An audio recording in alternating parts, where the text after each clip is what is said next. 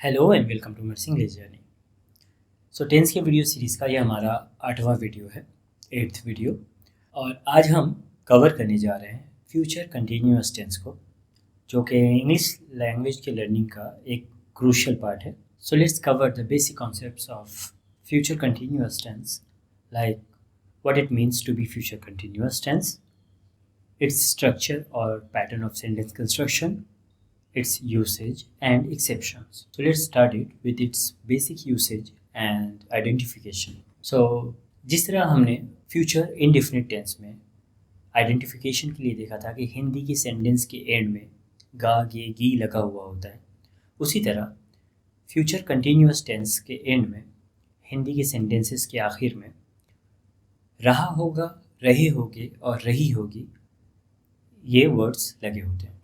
तो इससे हमें एक रफ आइडिया मिल जाता है कि कोई हिंदी का सेंटेंस जो है वो फ्यूचर का कंटिन्यूअस टेंस है। Let's see the main use of future continuous tense.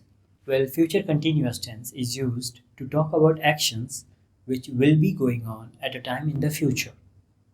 यानी फ्यूचर कंटिन्यूअस टेंस का इस्तेमाल किया जाता है उस काम को एक्सप्रेस करने के लिए जो कि फ्यूचर में किसी एक वक्त पर जारी रह रहा होगा। लाइक मुझे लगता है जब हम वहाँ पहुँचेंगे वो काम कर रहा होगा। I guess he will be working when we arrive there. और मैंने उसे कह दिया है कि कल उसका टेस्ट है, इसलिए वो आज शाम पढ़ाई कर रही होगी। I have told her that there is a test tomorrow, so she will be studying this evening. Now come to the next point which is its sentence structure.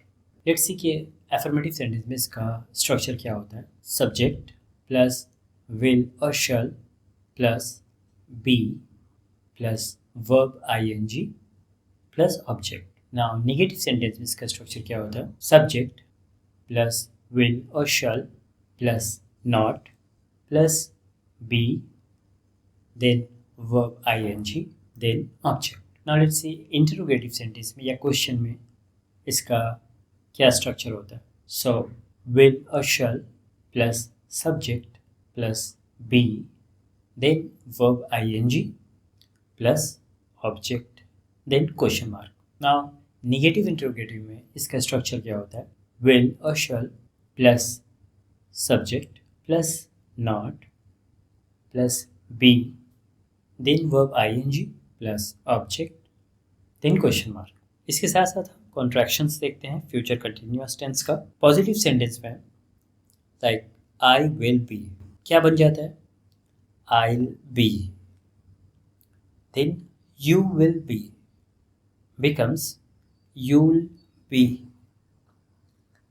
We will be becomes we'll be. They will be becomes they'll be. He will be becomes he'll be. She will be becomes she'll be. और negative sentences में negative में क्या होता है। Like I will not B, इसका short form या इसका contraction होता है I want be.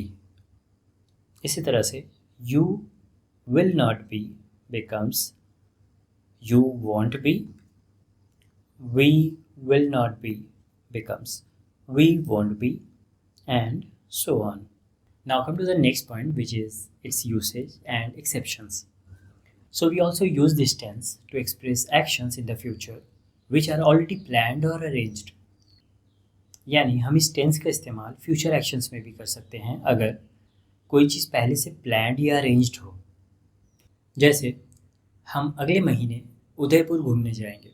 And we also use this tense to express actions in the future which are expected to happen in the normal course of things.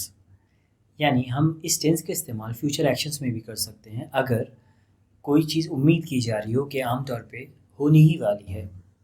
जैसे break time ख़त्म हो गया है, teacher जल्दी ही आ जाएगी। The break time is over, the teacher will be coming सून।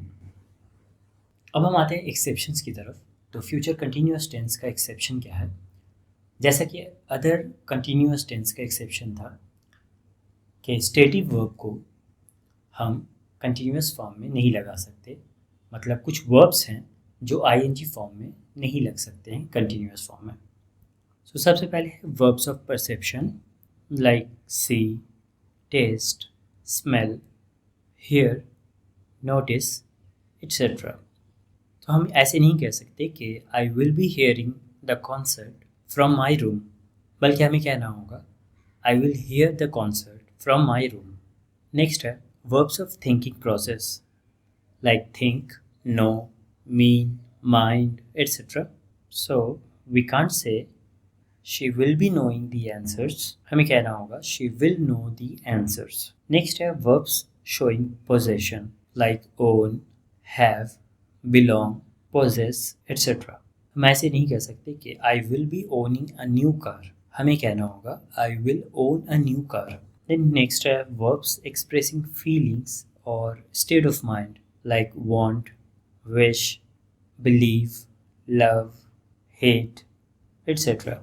हम ऐसे नहीं कह सकते they will be believing the news, बल्कि हमें कहना होगा they will believe the news. और नेक्स्ट है verbs in general like look, seem, appear, hope, cost, etc. We can't say the book will be costing much. Instead, हमें कहना होगा the book will cost much.